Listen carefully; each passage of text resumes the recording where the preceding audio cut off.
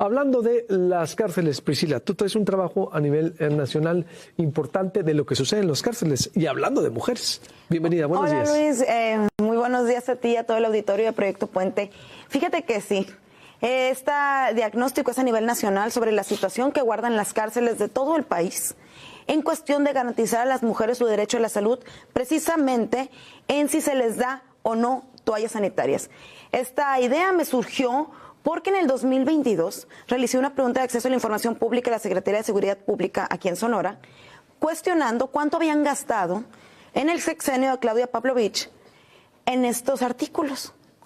Y grande fue mi sorpresa al darme cuenta que respondieron que no habían gastado nada y que habían empezado a comprar en abril de 2022. Aquí la pregunta fue, bueno, entonces, ¿cómo le hacían, no? Me respondieron que con donaciones de la gente, gracias a que la sociedad civil, organizaciones van y dan estos artículos gratuitamente. En 2021, la Comisión Nacional de los Derechos Humanos lanzó una recomendación luego de realizar un diagnóstico en todas las cárceles de México y darse cuenta que las mujeres estaban improvisando toallas sanitarias con trozos de colchoneta, con periódico, con ropa vieja y con otros artículos, ¿no? Actualmente, Luis, yo realicé 128 solicitudes de acceso a la información pública para realizar esta investigación. Comprobé que solo 14 de los 32 estados de la República Mexicana están gastando en estos insumos de higiene menstrual. El resto dicen que dan, pero dan gracias a que organizaciones de la sociedad civil les siguen entregando. Esta recomendación que la Comisión Nacional de los Derechos Humanos, la 35/2021, obliga al Estado mexicano a garantizar el derecho a la salud, tras comprobar que eran pocas las cárceles, pues, que les cumplían con entregarles. Y bueno, después de realizar las solicitudes, Luis, para empezar, tenemos que en México, fíjate, hay 285 cárceles. De ellas, 90 son mixtas y solo 22 prisiones en el país son únicamente femeniles. ¿Qué significa? Que no hay médicos especializados, o sea, no tenemos ginecólogos, tenemos médicos generales. ¿Por qué? Porque la mayor población penitenciaria son hombres, entonces no hay ginecólogos que las revisen.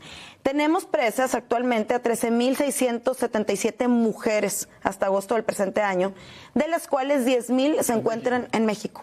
13,667, de las cuales 10,000 están en edad reproductiva. Quiere decir que esas 10,000 requieren sus insumos de higiene menstrual.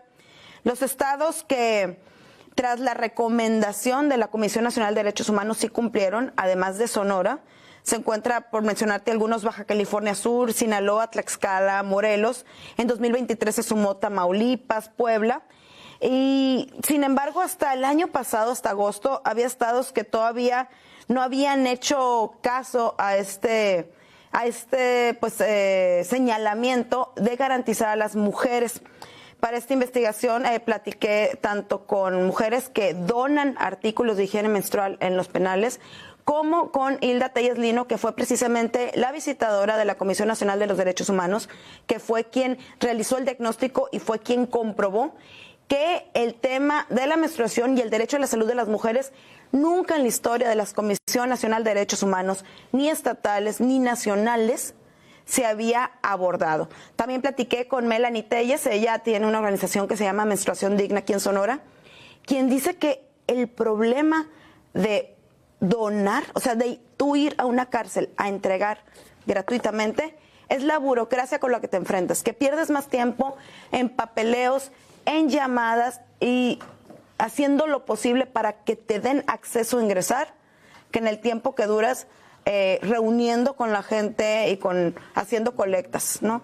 Entonces vamos a escuchar lo que dijo Hilda Telles de la Comisión Nacional de los Derechos Humanos y continuamos. Proceso en las mujeres.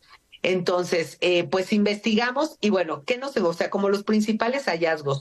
Una, efectivamente, no había, bueno, no, la primera que era la más impactante es que nunca en la historia de ninguna comisión estatal, la nacional, ni nada, nunca se había hablado técnicamente de que la gestión menstrual era un derecho humano de las mujeres. Como que se podía entender, pues, que sí, pero no se mencionaba específicamente. ¿Y por qué esto es muy importante? Porque a partir de que tú mencionas que la menstruación es un derecho humano de las mujeres, lo mencionas, lo colocas como un estándar y obligas a que, como todos los derechos humanos de las personas, el Estado tenga que hacer algo para proteger, salvaguardar este derecho humano. Entonces, primero era importantísimo que se mencionara, ¿no? No es como una cosa pues natural de las mujeres y como hay, resuélvanlo como lo han resuelto durante la historia, a lo largo de los siglos, ¿no? Sino es qué hace el Estado mexicano más en las mujeres que están en un contexto de prisión, pues porque afuera como quiera, pues te da un cólico, vas a la farmacia y te compras un Sincol, requieres insumos, vas y los compras, bueno, cuando hay dinero, cuando no, pues evidentemente también te enfrentas a situaciones adversas. Pero en la prisión, pues no hay libertad para poder ir. No hay médicos ginecólogos especialistas en los centros de femeniles, en fin, todo se complica más. Entonces aquí es donde surge como esa necesidad mayor de decirle al Estado mexicano es que tienes que garantizar en las mujeres que se encuentran en un contexto de prisión, tienes que garantizar ese derecho humano. Los únicos 3 estados que sí entregaban insumos de higiene menstrual a las mujeres, previo que la Comisión Nacional de los Derechos Humanos lo señalara, son Aguascalientes, Ciudad de México, Coahuila, Chiapas y Chihuahua. Nayarit, Nuevo León, Tabasco, Veracruz y Zacatecas. Los otros estados aún dependen de las donaciones de la gente. Aquí hay que recordar, Luis, ¿cómo está? En Sonora empezaron a comprar en el 2022, en abril. Pero las compran todavía. Las compran, o sea, empezaron a gastar en ello. Pero ese es otro dato interesante, no está presupuestado. Entonces, al no estar presupuestado, van a improvisar con el dinero con el que compran el pinol para limpiar, si es que les limpian las celdas, ¿no? Pero no hay estados que tengan un presupuesto. Esto me parece impactante porque en el 2016 apenas se creó en México una reglamentación que se llama la Ley de Ejecución Penal.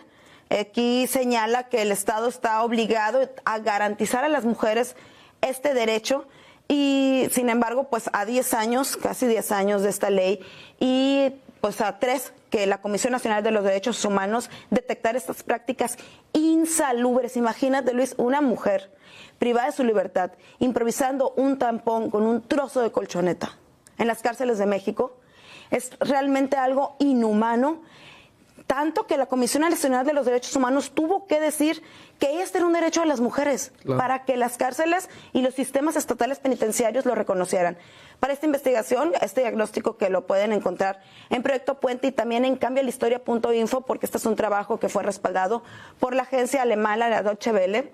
Ellos nos dieron el respaldo y nos dieron un acompañamiento editorial para realizar este diagnóstico, que es a nivel nacional. Hicimos 126 solicitudes de acceso a la información pública, donde preguntamos las edades de las mujeres, si gastaban o no, y si recibían donaciones o no.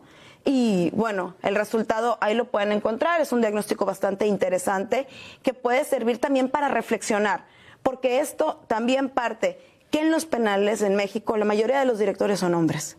Entonces, la menstruación siempre ha sido un tema tabú, invisibilizado, que todo el mundo sabe que a las mujeres les baja, pero pues nadie pregunta cómo le hacen. Y si están en una cárcel, pues es un tema todavía pues más minimizado. Ahí está la información, los invito a que la visiten y pues se interesen en el tema. De nuevo, muchísimas gracias a la DW Academy por el apoyo que nos brindaron para este diagnóstico y también a Proyecto Puente por la oportunidad de replicarlo y publicarlo. Está muy interesante, la verdad, felicidades, porque se junta con el caso de Paula Yuset, como dices, y como el criterio, pues, que no hay mujeres. Esto era un servicio de visitas conyugales, como lo está confirmando el país de España, lo dice todo ahí, y nadie se da cuenta, o sea, tratar a las mujeres así, pues con esa forma que tanto daño nos ha hecho, y que la mamá no pudo tener acceso al cadáver, y que todo el mundo, o sea, ¿a quién le van y le prestan esos servicios de visitas conyugales? O que pueda haber sido, o que estén ahí desde adentro del cerezo, pues que vayan gente y les venda, ¿cómo se le puede decir de una manera? Con sexo servicio. Corrupción. Un sexo servicio, por eso. Es corrupción. Y es falta del criterio, o sea, de una estructura machista, una estructura pues del siglo pasado, ahora se puede decir, y junto con esto, imagínate a alguien con su menstruación, con un colchón, un pedazo del colchón, sí, y otra práctica protegiéndose. que identificaron fue que estas toallas sanitarias que las organizaciones llevan a donar a las cárceles, en las cárceles se la venden a las mujeres privadas de su libertad. Otro negocio. Otro no lo tienen negocio. presupuestado, pues como no es negocio. Pues, Como no votan, ¿no? Ya, no te preocupes, ya les dimos oportunidad de negocio. Nótese la ironía.